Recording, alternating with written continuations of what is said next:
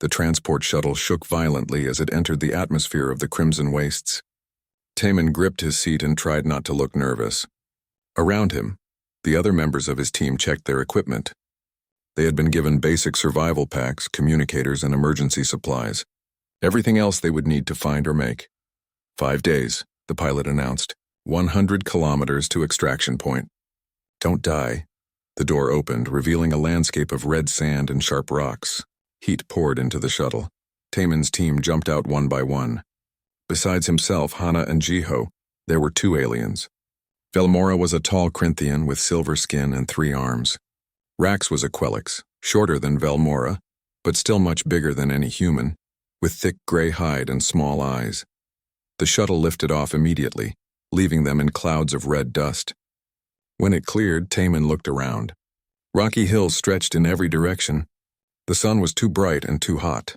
Already he could feel sweat forming on his skin. We move northeast, Velmora said, checking a handheld device. The extraction point is that direction. We should cover 20 kilometers before nightfall. What about water? Hana asked. The briefing said sources were scarce. We have enough for 2 days, Rax said dismissively. We'll find more along the way. Now stop talking and start walking. The first day was brutal. The heat never stopped. The red sand got into everything. Taman's legs ached from climbing over rocks that his teammates simply stepped over, but he kept pace. He had trained for this. Humans were endurance runners. This was what they did best. That night they made camp in a small canyon. Jiho set up the thermal shelter while Hana checked everyone's vital signs. Taman studied their surroundings. Something felt wrong. He couldn't explain it, but years of training told him to pay attention to instinct. The second day brought new challenges. They found a water source in the morning, a small spring hidden between rocks. But in the afternoon they encountered their first real danger. The creatures came from underground. 6 legs covered in sharp spines moving faster than anything that size should move. Razorbacks according to the Academy briefings. Predators that hunted in packs. Formation. Velmora shouted. She and Rax moved forward, trying to use strength to drive the creatures back. But Razorbacks were quick. One slashed at Rax, drawing blood. Another circled around, looking for weak points. Taman watched carefully. The creatures were responding to movement and sound. Each time someone shouted or stomped, the Razorbacks turned toward that person. They were hunting by vibration and noise. Stop, he called out. Everyone freeze. Are you insane? Rax growled, but something in Taman's voice made him pause. The Razorbacks slowed, turning their heads from side to side. They were confused. Without the sound and movement, they couldn't locate their targets as easily. Taman signaled to Hana and Jiho. They understood immediately. Hana pulled out the emergency flares from her pack. Jiho grabbed the communicator. Taman opened his own pack and started working on the sonic device they had been issued for emergencies. On my signal, Taman whispered. Hana, throw the flares to the left. Everyone else, run right. He twisted 2 wires together in the communicator and connected them to the sonic device. The device was meant to call for help. But if he overloaded it, it would create a loud, painful sound. At least he hoped it would. Now, Hana threw the flares. They exploded in bright red light and loud pops. The Razorbacks turned toward the noise. At the same moment, Taman activated his modified device. A high-pitched screech filled the air. The Razorbacks recoiled, their spines rattling. They scattered, running away from the terrible sound. The team ran in the opposite direction. They didn't stop until the canyon walls blocked the sound and the creatures were far behind. Velmora stared at Taman. How did you know that would work? I watched them, Taman said, still breathing hard. They were tracking us by sound. So I gave them too much sound, Rax grunted. Perhaps the small ones have some use after all. That night, Taman couldn't sleep. The feeling of being watched had grown stronger. He lay in his sleeping bag listening to the sounds of the desert. Wind over rocks, sand shifting, and something else. Something moving in the darkness. He sat up slowly. Hana was on watch, sitting near the edge of camp. Jiho was snoring softly. The 2 aliens were motionless in their sleeping positions. Everything seemed normal. But it wasn't. Taman got up and walked to where Hana sat. Do you feel it? He whispered. She nodded. Something's out there. It's been for hours. Not Razorbacks, Taman said. Something bigger. Something smart enough to stay hidden. He spent the next hour setting up an alarm system. He used metal pieces from their equipment, thin wire from the medical kit, and small rocks. When he finished, a ring of tripwires surrounded their camp. If anything large moved close, the wires would pull the metal pieces together, making noise. "You think that will stop whatever is out there?" Hannah asked. "No, but it will warn us. That's all we need." 2 hours before dawn, the alarm sounded. The metal pieces clanged together, loud in the quiet desert. Everyone woke instantly. Weapons appeared in hands. Lights turned on. A massive shape stood at the edge of the light. For a moment, no one moved. Then the shape stepped forward, and they saw what had been watching them. Vexra the Eternal was 12 feet tall and covered in dark, chitinous armor. Multiple eyes glowed in the darkness. Claws that could tear through steel rested at its sides. This was a being that had hunted across 1,000 worlds. "A legend made real, Supreme Hunter," Velmora whispered. She and Rax immediately bowed. Even they knew who this was. Vexra's voice was like stone grinding against stone. "You trespass in my proving grounds. Defend yourselves or flee like prey." Velmora and Rax ran. They grabbed their packs and disappeared into the darkness. Jiho reached for his weapon, but Taman put a hand on his arm. "Wait." Taman stepped forward. He was so small compared to the Supreme Hunter, a mouse facing a tiger, but he kept his breathing steady and his voice calm. "Supreme Hunter Vexra," he said. "We are here to learn survival. You are here to observe. We both have our purposes. I propose we do not interfere with each other." The massive creature tilted its head, all of its eyes focused on Taman. The silence stretched. Hana and Jiho barely breathed. Finally, Vexra spoke. "You detected my presence." "Yes." "You prepared defenses." "Yes." "You did not freeze in fear." "You did not flee." The hunter circled Taman slowly. "You think like a hunter, small one. Tell me, what is your species' name for their home world?" "Earth." Vexra's eyes seemed to glow brighter. "Earth. I have heard tales of that world. A death world where the apex predators walked on 2 legs and conquered an entire planet. Not through strength or speed, but through endurance and cunning. Through adaptability. Through persistence." The hunter leaned down until its massive head was level with Taman's. "I thought such tales were exaggeration, but I see it now. Your kin." Taman felt his heart racing, but he kept his voice steady. "Kin? Small kin, but kin nonetheless. You hunt as I hunt. You think as predators think. You see patterns, you plan, you endure." Vexra straightened to full height. "The others mock your size. They do not understand that the deadliest hunters are often small. Poison frogs, snakes, parasites that bring down giants. Size means nothing. Capability means everything." The Supreme Hunter turned and began to walk away. At the edge of the light, it paused and looked back. "Survive, young kin. Show them what humans are." Then it disappeared into the darkness. For a long moment, the 3 humans just stood there. Then Jiho let out a breath he had been holding. "Did that really just happen?" Hana laughed, slightly hysterical. "The Supreme Hunter just called us kin. The most legendary predator in the galaxy just said humans are like him." Taman looked at the darkness where Vexra had vanished. He saw something in us, something the others missed. He turned to his friends. "We need to finish this trial. We need to show everyone that he was right." They completed the survival trial 3 days later. When they reached the extraction point, Velmora and Rax were already there, looking ashamed. The instructors recorded their results. Taman's team had faced more dangers and solved more problems than any other team that season. But what everyone talked about was not the trial results. Word had spread. Vexra the Eternal had declared a human to be kin. The news was already traveling across the galaxy, and nothing would ever be quite the same. The transport ship shuddered as it docked with Void Runner Academy. Taman pressed his face against the viewing port, watching the massive station grow larger. Everything about it was huge. The docking bay alone could fit 10 Earth cruisers inside. "First time seeing it?" Anna asked from beside him. She was adjusting her medical bag, making sure everything was secure. Taman nodded. "It's massive. Makes Seoul Station look like a toy." "Everything out here is massive," Jiho said from across the cabin. "We're about to be the smallest people in every room we walk into." He was right. When the airlock opened and they stepped into the academy, Taman felt like a child again. The corridor was built for beings twice his height. The ceiling disappeared into shadows above. Other cadets walked past, and every single one towered over the human group. A blue-skinned creature with 4 arms stopped and stared down at them. "Are these the humans?" It asked its companion, a reptilian being covered in scales. "Must be. Look how tiny they are." They laughed and walked away.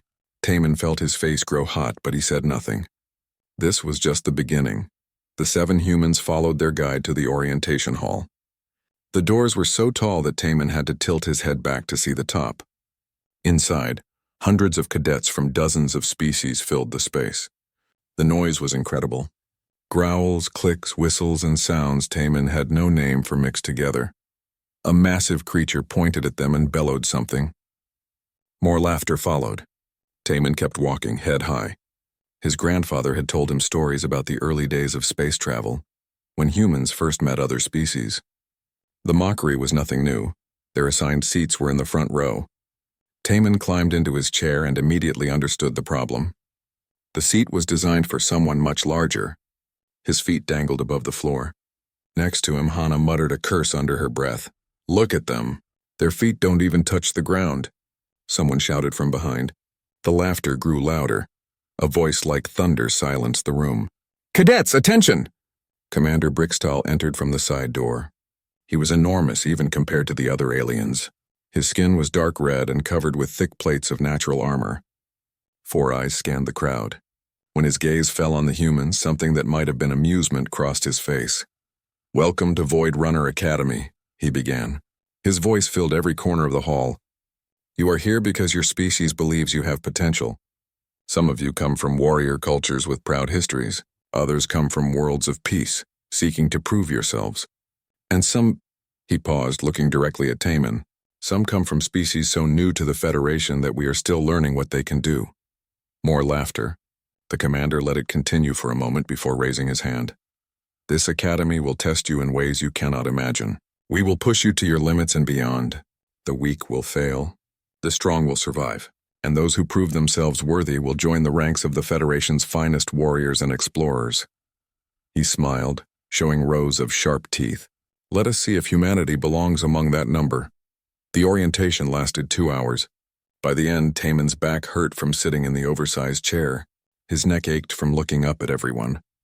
But he listened carefully to every word, memorizing the layout of the academy, the rules, the expectations. When they were dismissed, the cadets filed out in groups. A Thoraxian cadet, one of Brixtal's species, blocked the human group's path. He bent down, bringing his face close to Taman's. "I want to see what a human looks like up close," he said. Before Taman could react, the alien grabbed him by the front of his uniform and lifted him off the ground. Taman's feet kicked in empty air. "Put him down," Hana said, her voice hard.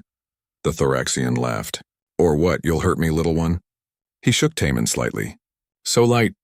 Like holding a child, Taman met the alien's eyes. "Yes, we're smaller than you. Everyone here can see that." "Are you done proving it?" The Thoraxian's eyes narrowed. For a moment, Taman thought he might be thrown across the room. Then the alien laughed again and set him down. "Spirit, good. You'll need it to survive here." He walked away, his friends following. The first training session was the next morning. The obstacle course stretched across a massive training hall. Walls to climb, barriers to jump, and sections designed to test speed and strength. Taman looked at it and knew immediately that it was built for larger species. The instructor, a lean creature with 6 legs, demonstrated the course. Speed matters, strength matters, but most importantly, completion matters. "Begin," Taman ran. The first wall was twice his height. He had to jump, catch the edge with his fingers, and pull himself up with pure arm strength. His muscles screamed, but he made it. The barrier jump was harder. His legs were too short to clear it easily. He had to use momentum, running at an angle and rolling over the top. Other cadets passed him easily, their longer limbs making the obstacles simple. One called out, "Move faster, human. My grandmother could beat your time." Taman kept going. His lungs burned. His legs felt like rubber. But he didn't stop. When he reached the maze section, something changed. This wasn't about strength or speed. This was about thinking. The walls were high and the paths twisted. Other cadets charged in, trying different routes by trial and error. Taman stopped at the entrance. He looked up, studying the structure. The walls had gaps near the top. He could see the pattern. Left, right, left, straight. He memorized it and ran. He didn't take a single wrong turn. When he emerged from the maze, several instructors looked surprised. Taman had completed that section faster than anyone. Commander Brickstall was watching. He walked over as Taman caught his breath. Impressive navigation. But this was only one section. Intelligence means nothing if you cannot survive physical contact. Then I'll work on the physical parts, Taman said between breaths. That's why I'm here. To learn. The commander studied him for a long moment. We shall see. He walked away. That night, Taman sat alone in the observation deck. The stars stretched out before him, endless and beautiful. Earth was out there somewhere, too far away to see. He thought about his grandfather's stories. Humans had always been smaller than their predators, weaker, slower. But they survived. They thrived. You're thinking too hard, Hana said, sitting down beside him. I can hear it from across the room. Taman smiled slightly. Just wondering if we belong here. Of course we do. They don't know what we are yet. They see size and think they understand everything. But they're wrong. She looked out at the stars. Humans didn't become the top species on Earth by being the biggest or strongest. We did it by being smart, adaptable, and too stubborn to give up. That hasn't changed just because we're in space now. My grandfather used to say that humanity's greatest weapon was endurance. Taman said quietly, that we could outlast anything that tried to kill us. Smart man. Hana stood up. Get some sleep. Tomorrow they'll find new ways to test us. We need to be ready. After she left, Taman stayed a while longer. He didn't know it then, but someone else was in the observation deck. In the shadows near the far wall, a massive figure watched the small human sitting alone looking at the stars. Ancient eyes studied Taman with interest. Vexra, the Eternal, had been observing the new cadets. Most were predictable. The strong ones showed off their strength. The fast ones showed off their speed. But these humans were different. They were clearly outmatched physically, yet they showed no fear. No hesitation. Just determination. The Supreme Hunter had lived for over 300 years. He had hunted on 1,000 worlds. He recognized predators no matter how they looked. And this small human sitting alone and thinking rather than resting had something familiar about him, something that reminded Vexra of his own species in their early days. The hunter watched a moment longer, then disappeared into the shadows. There would be time to learn more about these humans. For now, observation was enough. But Vexra suspected that before long, the galaxy would be surprised by what humanity was capable of. After all, some of the most dangerous hunters he had ever known were not the largest or strongest. They were the ones who never stopped hunting. The arena of blades was packed. Thousands of cadets filled the stands. Instructors stood in special viewing areas. Even civilians from nearby stations had come to watch. The news had spread across dozens of worlds. This was not just a challenge between two cadets. This was humanity itself on trial. Taman stood in the preparation room checking his equipment. Standard Academy combat gear, light armor over vital areas, a training blade, dulled but still dangerous, medical sensors that would stop the fight if injuries became too severe. Everything was designed to be fair.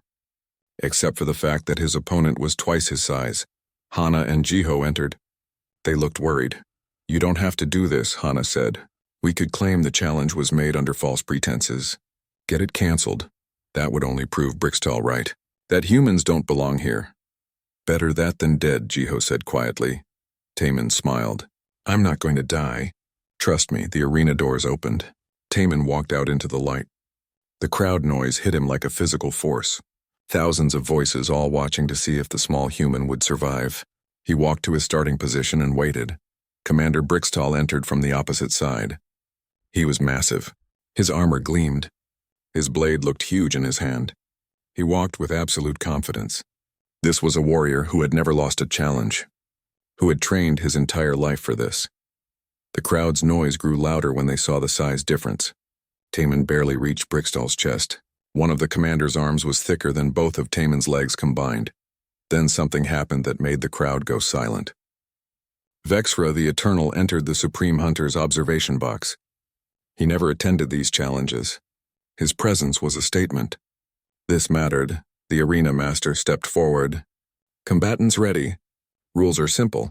Fight until one yields or the medical sensors declare a victor. Begin! Brickstall charged immediately. His blade came down in a massive overhead swing meant to end the fight in one blow. Taman rolled to the side. The blade smashed into the arena floor where he had been standing, cracking the surface. The crowd roared. Brixtel swung again, and again. Each blow was powerful enough to break bones. Each one missed by inches as Taman dodged and rolled and moved. He wasn't trying to fight, not yet. He was running. Brixtel chased him across the arena. His blade demolished obstacles. Pieces of equipment flew through the air. The commander was a force of nature, unstoppable and furious. But Taman was faster, smaller. He slipped through gaps that Brixtel had to smash through. He jumped over barriers that the commander had to go around. "Fight me, coward," Brixtel bellowed. Parts of the crowd began to laugh. Some called out insults. They thought Taman was afraid, running away like prey from a predator. What they didn't see was that Taman was watching, studying, learning Brixtel's patterns. How he moved, how he breathed, how he swung his blade. 5 minutes passed. Brixtel's swings were still powerful, but they were getting slower. His breathing was harder. Sweat dripped from his skin. Thoraxian physiology, just as Vexra had said, was built for short bursts of incredible power, not for prolonged effort. Taman, meanwhile, was just getting started. His lungs burned and his legs ached, but he could keep this up for hours if needed. Humans were endurance runners. This was what millions of years of evolution had designed them for: 8 minutes. Brixtel's movements became sloppy. His blade swung wide. His footwork, once perfect, now showed mistakes. He was getting tired, really tired. In the observation box, Vexra leaned forward. The hunter knew what was coming. The crowd didn't. They still thought Taman was running out of fear. But he wasn't running anymore. He was hunting. 10 minutes. Brixtel swung his blade in a wide arc. Taman didn't dodge this time. He ducked under the swing and struck. His blade cut across Brixtel's weapon arm, hitting a gap in the armor. Not deep, but enough to draw blood. Enough to show that he could hit back. The crowd gasped. First blood, to the human. Brixtel roared in anger and pain. He swung again, harder this time, but his movements were even slower. Taman circled him now, staying just out of reach. He was talking, his voice loud enough for the crowd to hear. "You wanted to know why Vexra called me kin? Because we hunt the same way. We don't need to be the biggest or strongest. We just need to outlast everything else." Brixtel swung again. Missed. Taman struck, this time cutting the commander's leg. Not deep, just enough. "My ancestors chased prey across continents until it collapsed from exhaustion. We survived ice ages by refusing to die. We conquered our world not with claws or fangs, but with endurance and intelligence." Another swing. Another miss. Another cut, this time to Brixtel's other arm. "You thought small meant weak. That was your first mistake. Your second was thinking combat is about power." Taman's voice was steady despite the exertion. "It's not. It's about survival. And humans are very, very good at surviving." Brixtel stumbled. His breathing was ragged. His blade felt heavy in his hands. He had been fighting for 15 minutes, every movement using maximum power. His muscles were screaming. His energy was gone. Taman stopped moving. He stood directly in front of the commander. "Yield. Never," Brixtel gasped. He tried to lift his blade. It came up slowly, shaking. Taman moved. Fast. His blade swept Brixtel's weapon aside and came to rest against the commander's throat. Not cutting. Just touching, making it clear that he could end this anytime he wanted. "Yield," Taman repeated. "You fought well. But this is over." The arena was completely silent. Everyone was watching, waiting. Brixtel looked into Taman's eyes. He saw no cruelty there. No triumph. Just calm determination. The same look he had seen in Vexra's eyes when the Supreme Hunter hunted. The look of a predator who knew it had won. "How?" Brixtel whispered. "You're so small. Size is what you see. Capability is what matters. My people learned that long before we reached for the stars." Brixtel let his blade fall. "I yield." The arena exploded with noise. Some were cheering. Others were shocked into silence. A few were angry, refusing to accept what they had seen, but everyone had seen it. The small human had defeated one of the Academy's finest warriors. Taman helped Brixtel to his feet. The commander stared at him with new understanding. "You ran me to exhaustion. Like prey. Like humans have always done. It's what we are. Persistence hunters." Movement in the observation box drew everyone's attention. Vexra stood and descended to the arena floor. The Supreme Hunter's footsteps echoed in the sudden silence. He walked past Brixtal without a glance and placed one massive claw on Taemin's shoulder. Let it be known across all Federation worlds, Vexra's voice carried to every corner of the arena. Humanity is a predator species. Small, yes, but fierce. Adaptable, relentless, they are kin to hunters. He turned to address the crowd directly. For millions of years, humans survived on a world that tried to kill them. They faced creatures with claws, teeth, venom, and strength far greater than their own. And they won, not through power, but through intelligence and endurance, through the refusal to give up. The Supreme Hunter's eyes swept across the thousands watching. Some of you still doubt. You see size and think you understand everything. You are wrong. The deadliest hunters are not always the largest. Sometimes they are the ones that never stop coming. The ones that think. The ones that endure. Vexra looked down at Taemin. This one showed you what humans are. I suggest you remember the lesson. The Supreme Hunter turned and left the arena, but his words remained. They would spread across the Federation. To every world, every species. The message was clear: respect humanity, or underestimate them at your peril. Medical teams rushed onto the arena floor. They attended to both fighters. Brixtal was exhausted but not seriously injured. His pride was wounded more than his body. Taemin was bruised and tired, but he was smiling. Hana and Jiho reached him first, crushing him in a hug. Other human cadets followed, cheering and laughing. For the first time since arriving at the academy, they felt like they truly belonged. That evening, Brixtal found Taemin in the medical bay. The Thoraxian's arm was bandaged and he moved stiffly. He gave a formal warrior's bow. I judge by appearance, he said. I fought with pride rather than wisdom. You taught me a lesson my culture has forgotten. That strength takes many forms. Taemin returned the bow. We all have room to learn. That's what makes us better. There is honor in your kind. I see it now. Brixtal paused. I will speak to others. Let them know that humans deserve respect. Thank you, Commander. After Brixtal left, Taemin sat alone, looking out at the stars. Earth was out there somewhere, his home, a small blue world that had produced a species everyone thought was weak. But Earth had also produced persistence, endurance, the refusal to accept defeat. His grandfather had been right. Humanity's greatest weapon was not strength or speed. It was the simple refusal to give up. The ability to keep going when everything else had stopped. That was what made humans dangerous. Not despite their size, but because of it. Because they had learned to win without power. And now the galaxy knew it too. The news spread like fire through dry grass. Within hours, every cadet at Void Runner Academy knew. Within a day, the story had reached a dozen worlds. Within a week, the entire Federation was talking about it.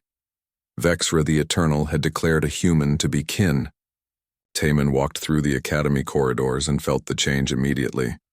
Some cadets stared with new respect. Others whispered and pointed. A few looked angry, as if he had stolen something that should have been theirs. They're treating you like a celebrity, Jiho said, grinning. Half of them want to be your friend now. The other half want to prove Vexra wrong, Hana added quietly. She was watching a group of Thoraxian cadets across the dining hall. They were looking at Taemin with obvious hostility. Ambassador Suman contacted Taemin that evening. Her face appeared on his communication screen and she was smiling. Do you know what you've done? She asked. I survived a training exercise, Taemin said. You changed how the galaxy sees humanity. I've received more diplomatic requests in the past 3 days than in the past 3 months. Species that ignored us now want to talk. Military alliances are being discussed, trade agreements, cultural exchanges. She paused. And the mockery has stopped. They're taking us seriously now. Because of what Vexra said. In warrior cultures, the Supreme Hunter's word carries more weight than any treaty. If Vexra says humans are predators, then we are predators. If he calls you kin, then humanity deserves respect. Suman's smile faded. But be careful, Taemin. You've made some powerful people very unhappy. She was right to warn him. The next morning, Commander Brixtal summoned Taemin to his office. The Thoraxian stood at his full height, making the room feel small, his 4 eyes fixed on Taemin with clear anger. This is an insult, Brixtal said without greeting.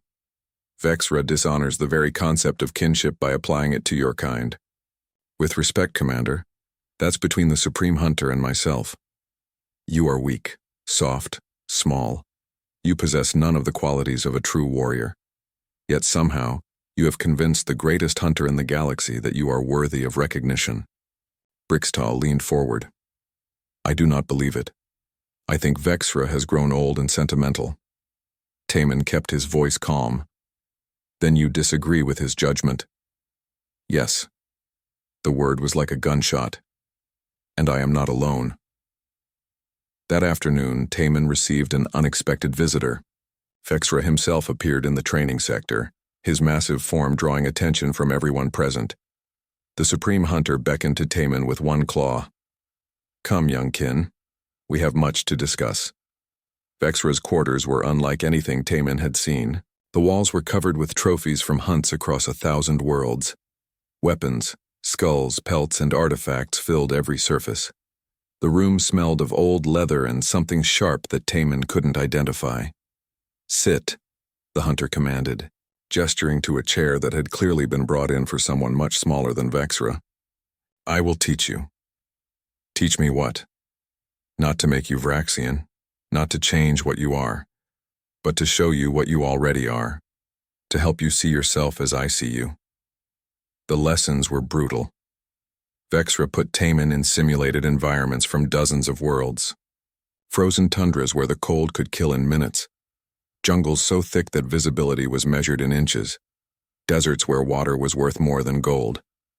Each one was designed to be deadly, but Vexra didn't teach strength. He taught awareness, pattern recognition, the art of using environment as a weapon, the importance of endurance over speed. Your species survived the ice ages of your world, Vexra explained during one session. You outlasted creatures that could crush you with a step. You hunted animals larger and faster than yourself. How? Taman thought about it. We chased them. For hours. For days if necessary. We kept going until they couldn't run anymore. Yes. Persistence predation. You are not fast hunters. You are endurance hunters. You never stop. Never give up. Never let prey escape. This is your strength. The hunter's eyes gleamed. Most species in the galaxy hunt with power or speed, but humans hunt with time itself. You simply outlast everything else. Weeks passed. Taman trained with Vexra every day. He learned to read environments, to spot patterns, to think several steps ahead. He learned that being small meant being overlooked, and being overlooked was often an advantage. Meanwhile, Commander Brixtal grew more hostile. He criticized Taman in training sessions. He gave the humans the hardest assignments. He made it clear that he thought they didn't belong at the academy. Finally, his anger boiled over. He confronted Vexra directly in the central plaza, where hundreds of cadets could witness it. Supreme Hunter, Brixtal called out, I formally question your judgment regarding the human Taman. The plaza went silent. No one questioned Vexra. It simply wasn't done. Vexra turned slowly. You question my judgment. I do. This human is weak, soft, and small. He possesses none of the qualities worthy of being called kin to a hunter. Your recognition dishonors the concept itself. The Supreme Hunter moved closer. Even Brixtal, large and powerful, seemed small next to Vexra. You see with eyes that measure only size and strength. A true hunter sees deeper. This human possesses what your people have forgotten. And what is that? The willingness to learn, to adapt, to endure. You Thraxians won your world through strength. But strength fades. Speed fails. Only adaptability and endurance last forever. Humans understand this. They lived it for millions of years. Vexra's voice grew colder. Challenge me on this at your peril, Commander. Brixtal couldn't challenge Vexra directly. The Supreme Hunter was too powerful, too respected. But there was another way. He turned to face Taman. Then I issue formal combat challenge to the human Taman. Single combat in the arena of blades. Academy standard equipment. Let us see if this small creature is truly worthy of the honor Vexra has bestowed. The crowd gasped. A formal challenge could not be refused without dishonor. And Brixtal was one of the Academy's finest warriors. This was not a test. This was meant to be an execution. Hana pushed through the crowd. This is murder, not combat. Look at the size. Difference. Academy rules are clear, Brixtal said with satisfaction. Standard equipment makes it fair. If the human cannot compete, perhaps he should not be here at all. Taman stepped forward before anyone else could speak. I accept. Taman, no, Hana said urgently. He'll kill you. Maybe, but if I refuse, everything changes. Not just for me, for all humans, for Earth. He looked at Brixtal. I accept your challenge, Commander. When? 3 days. Give you time to prepare. Brixtal smiled. Or to say goodbye. That night, Taman couldn't sleep. He sat in his quarters, thinking about what was coming. He was not stupid. Brixtal was 9 feet of muscle and fury. He had trained his entire life for combat. The size difference alone was almost impossible to overcome. Almost. A knock on his door. Vexra entered, having to bend to fit through the doorway. The Supreme Hunter sat down, the floor creaking under his weight. Tomorrow you face a warrior who expects you to fight as he does, with raw power. Will you? Taman shook his head. No. I'll fight like a human. We don't win by being stronger. We win by being smarter, more adaptable, and more determined than anything that tries to kill us. Vexra made a sound that might have been laughter. Good. Then you may survive. Brixtal is powerful, fast for his size, trained in dozens of combat styles, but he has a weakness. What weakness? He expects to win quickly. Thoraxian physiology is built for explosive power, not endurance. Their muscles burn energy fast. After 10 minutes of hard fighting, he will begin to slow. Taman understood immediately. So I need to survive 10 minutes. No. You need to make him work for 10 minutes. Run. Dodge. Make him chase.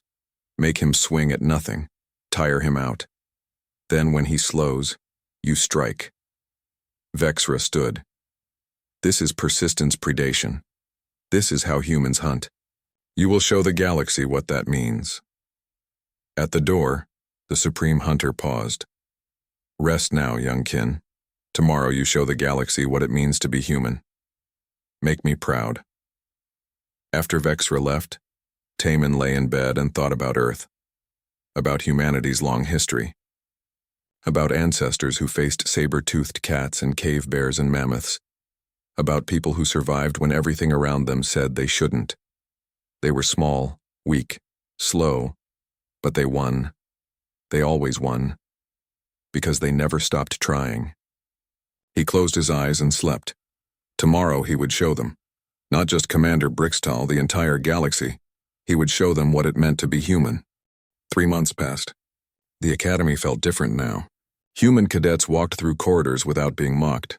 Other species asked them to join training groups. Instructors called on them for answers. The change was not complete, but it was real. Taman sat in the advanced tactics class surrounded by cadets from a dozen different worlds. The instructor, a wise old Quelix named Master Torvin, was discussing a famous battle from Federation history. The defending forces were outnumbered 3-1, Torvin explained. How should they have responded? Several cadets offered suggestions. Use defensive positions. Call for reinforcements. Retreat to fight another day. All reasonable answers. Then Torvin pointed at Taman. The human perspective? Taman thought for a moment. Make them work for every inch. Force them to spend resources. Tire them out! Even if you lose the battle, you make winning so expensive that they think twice about the next one. Torvin nodded slowly. War of attrition. Very human thinking. Most species prefer quick, decisive victories. Humans prefer to win slowly, to outlast their enemies. He looked around the class. Neither approach is wrong. They are simply different. Understanding these differences makes you better warriors and better leaders. After class, Ambassador Suman visited the academy. She met with Taman in the observation deck, the same place where he had sat alone months ago, wondering if humans belonged among the stars. The Federation Council wants to offer Earth full membership, she said. Not provisional, full. With voting rights, trade agreements, military cooperation, everything. Taman stared at her. Because of one fight? Because you changed how they see us. Before, we were the small new species that might not survive contact with the larger galaxy. Now we're the species that can adapt to anything, that can solve problems others miss, that refuses to quit, she smiled. You didn't make us strong, Taman. You showed them we always were. That evening, there was a ceremony in the Great Hall. Taman and the other human cadets were awarded honors for excellence in tactical thinking and problem-solving. But the real honor came from something else.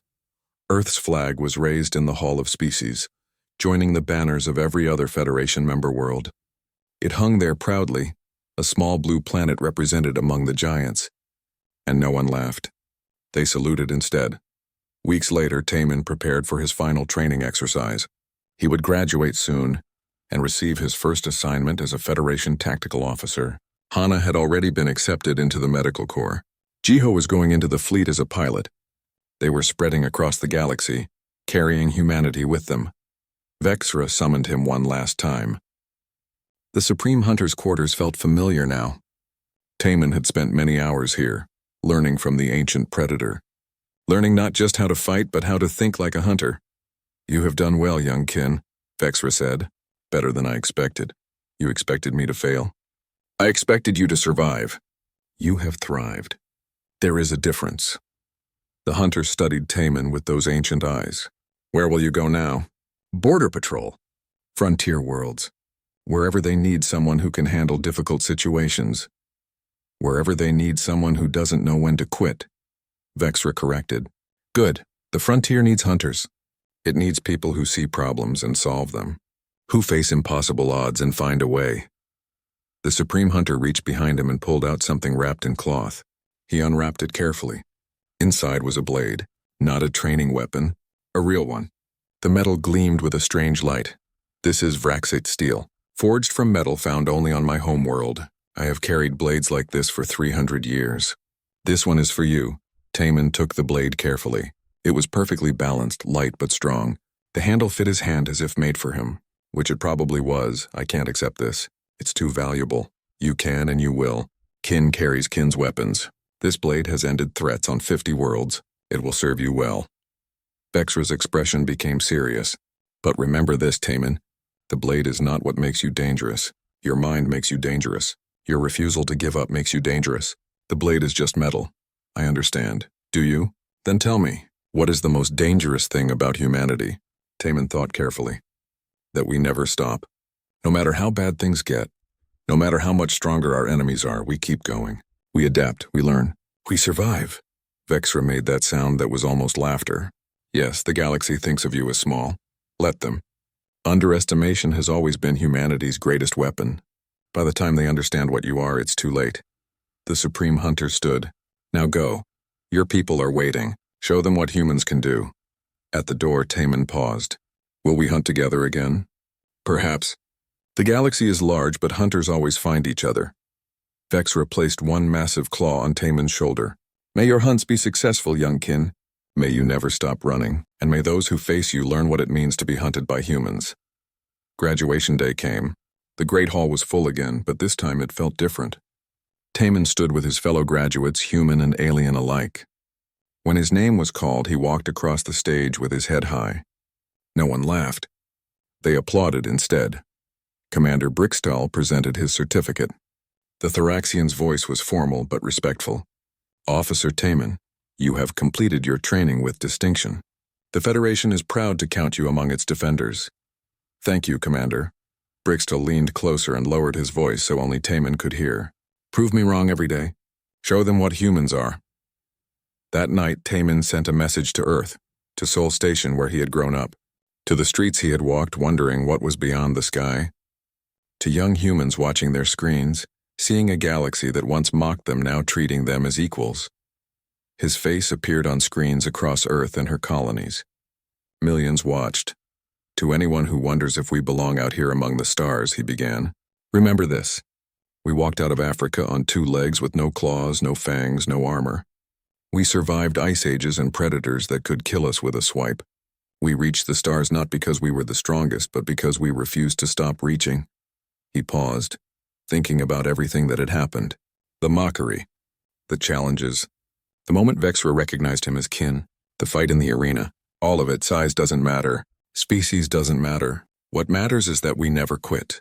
We're humans, we endure, and the galaxy is learning to respect that. So stand tall. Walk with pride. You belong here just as much as anyone else. Maybe more, he smiled. Because while they measure themselves by size and strength, we measure ourselves by what we can survive. And we can survive anything. The message ended. Across Earth, across Mars, across the scattered colonies of humanity, people stood a little straighter. Children looked up at the stars with new understanding.